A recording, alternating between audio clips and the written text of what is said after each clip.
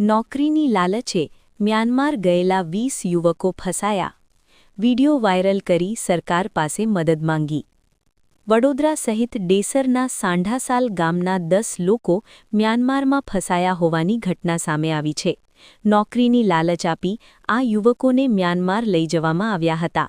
આ યુવકોએ video viral કરીને સરકાર પાસે મદદ માંગી છે. તેમના પરિવારોએ પણ સરકાર તેમને પરત લાવે તેવી માંગ કરી છે. સ્થાનિક એનજીઓ દ્વારા આશરો આપવામાં આવ્યો.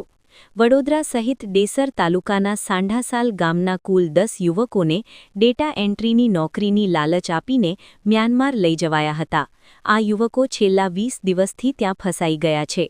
આ યુવકોએ એક વીડિયોના માધ્યમથી ભારત સરકાર પાસે મદદ માંગી છે. આ યુવકોના પરિવારજનોએ પણ તેમને પરત લાવવા માટે સરકાર પાસે માંગ કરી છે. હાલમાં આ યુવકોને સ્થાનિક એનજીઓ દ્વારા આશરો આપવામાં આવ્યો છે.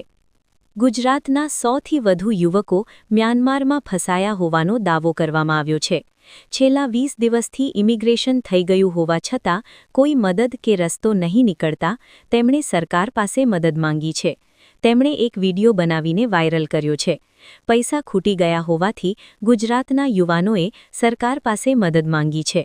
સાંઢાસાલ ગામનો ગુંજન શાહ 20 દિવસથી ફસાયો હોવાનું પણ જાણવા મળ્યું છે. રિપોર્ટર કિરણસિંહ સોલંકી, ડેસર. મારું નામ શાહ જયેશકુમાર રમેશચંદ્ર.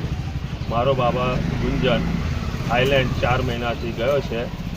એમને ત્યાં અનુકૂળ નથી આવ્યું એટલે 20 દિવસથી મારો છોકરો ઘરે આવવા માગે છે. એની સાથે બીજા 120થી 30 છોકરાઓ જોઈન્ટ છે. ત્યાંની ગવર્મેન્ટે ઇમિગ્રેશન પૂરું કરી દીધું છે, પણ અહીંયા ફાઇલ કરેલી છે છતાં એ કામ આગળ વધે તે રીતે સરકારને अपील करूँ छूँ. हेलो सर, हम सब गुजरात इंडिया से हम यहाँ पे म्यांमार में ऑलरेडी आए हुए थे. हमें धोखे से यहाँ पे लाया गया है सब लोगों को. हम लोगों को यहाँ पे काम के बहाने बोला कि डेटा एंट्री वगैरह काम करवाएंगे.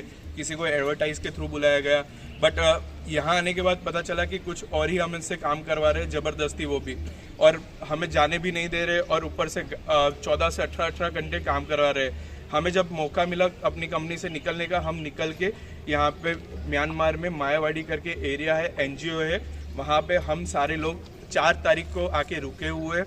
7 तारीख को यहाँ से हमारा इमिग्रेशन हो चुका है, बट यहाँ पे हमें नहीं पता, हमारे पास फ़ोन नहीं है तो हम किसी को कांटेक्ट नहीं कर पा रहे. तो प्लीज़ भारत सरकार को रिक्वेस्ट है कि हर एक स्टेट से यहाँ पे बंदे हैं. 117 लोग यहाँ पे, दूसरे एनजीओ में भी और 100 लोग हैं. सारे इंडियन से, पाकिस्तानी है, बहुत सारे कंट्री से यहाँ पे बहुत लोग हैं. तो प्लीज़ जो भारत सरकार के पास ये वीडियो आती है तो जल्दी से हमें निकलवाने का ट्राई करें.